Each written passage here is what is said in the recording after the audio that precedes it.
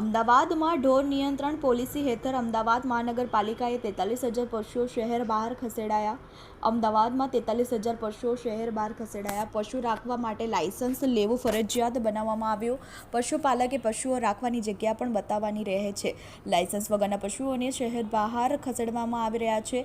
ગુજરાત હાઈકોર્ટના હુકમ બાદ અમદાવાદ મહાનગરપાલિકાના ઢોર અંકુશ ખાતા દ્વારા ઢોર નિયંત્રણ પોલિસી બનાવવામાં આવી અને તે અંતર્ગત અત્યાર સુધીમાં અમદાવાદ મહાનગરપાલિકા દ્વારા 43,000 કરતાં વધુ પશુઓ શહેર બહાર ખસેડવામાં આવ્યા છે.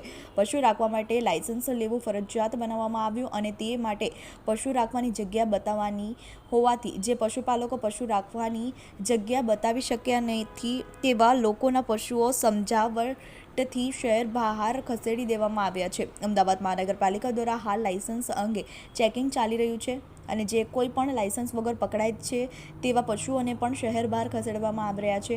ચેકિંગ દરમિયાન કોર્પોરેશન દ્વારા 250 પશુઓ લાયસન્સ વગરના પકડવામાં આવ્યા હતા અને તે તમામને પણ શહેર બહાર મોકલવામાં આવ્યા છે.